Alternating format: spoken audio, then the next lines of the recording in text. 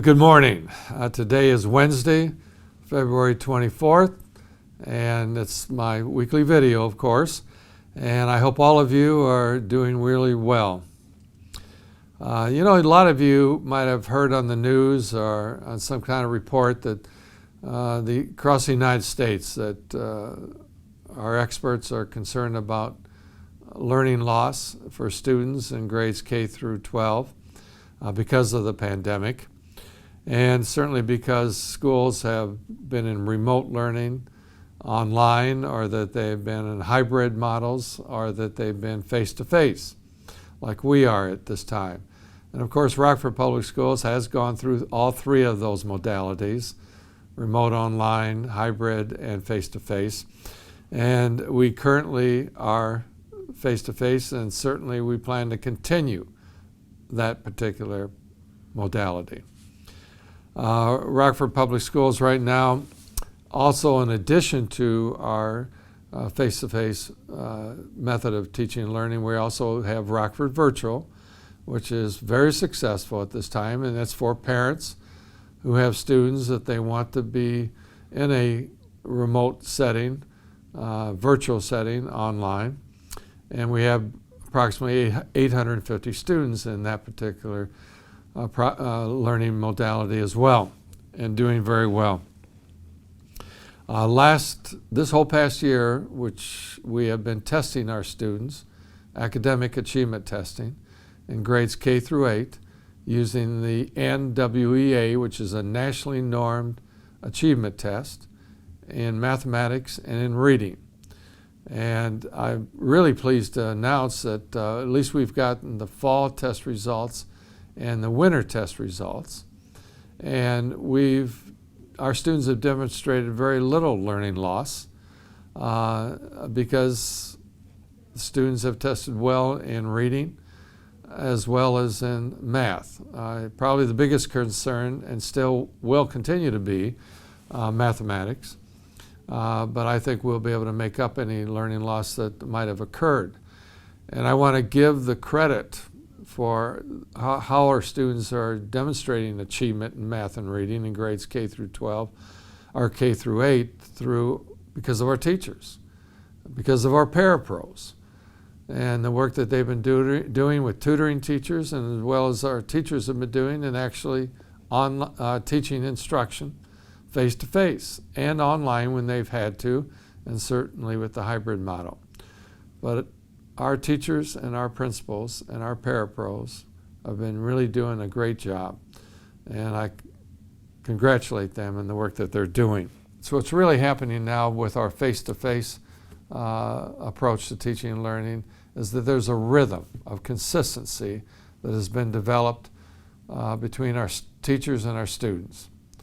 And that has really found great success. There's a feeling of confidence in what we're doing. We're working certainly hard to keep our students and staff safe. Safe in the fact that we're wearing masks, and that's a requirement, will continue to be, for students and teachers and guests who come into our buildings. We also are very cognizant of hygiene with washing hands and so forth, and also, of course, keeping our people as safe as possible through social distancing. We do check our number of students who are either been quarantined because of close contact, or also been quarantined or because of actually contracting COVID. The numbers continue to be reasonable. At the elementary level, they're a little higher than the secondary because our students and teachers are in a classroom, cohorted together throughout the day. So there's potential that that's going to happen, where there'll be some close contacts and so forth. And our middle schools, hardly any numbers with being close contact or quarantine because of contact with a person with COVID. And our high schools about the same. Certainly we have numbers that require us to close contact or to quarantine, but they're not unreasonable. And we are working hard to keep everybody safe and to keep everybody in a face-to-face modality, K through 12. And those parents who choose our Rockford Virtual program, we're going to continue Rockford Virtual. And we'll continue it next fall as well. Okay, even though we believe that our students have been doing well in our method of teaching and learning, I want you to know we're going to we will plan to offer a summer learning program for students in elementary, middle, and high school. It'll be a more robust program. It will focus on mathematics and reading in elementary through 8th grade. It'll also provide remediation for students in not grades 9 through 12, and also focus on credit recovery. I really hope that you as parents consider this summer opportunity for your student. It'll be free of charge. There'll be no tuition charge to parents. It'll primarily be provided in the morning hours. We'll also provide enrichment activities and recreational activities for those students also if they choose to continue the day into the afternoon. Provide those opportunities as well. We want it to be enjoyable and fun, and at the same time make sure that we do everything we can to provide learning opportunities to bring any student up to their level that they need to be at when they begin in the fall for 2021-22 school year. So there'll be more information coming out on that in the near future, but keep that in mind that a summer learning program will be offered to parents and students with tuition free. I'd like to bring up some additional information for you that we will be an update on our planning for our new elementary school will be built with monies from the 2019 bond issue. The planning continues to make sure that we have a school out at Saddle Ridge that will be innovative, but with very strong academic methods of teaching and learning incorporated in that program at that building. But the planning continues to make sure it's done right, and you'll continue to get updates on that. We're also finalizing the construction of our renovation of our athletic stadium at the high school, the Carlson Munger Stadium. We will, this is not just for, and a lot of people have told me it's, think, well, it's for football, and it's not. Football is one sport that will be played there. Certainly girls and boys lacrosse is going to be played there.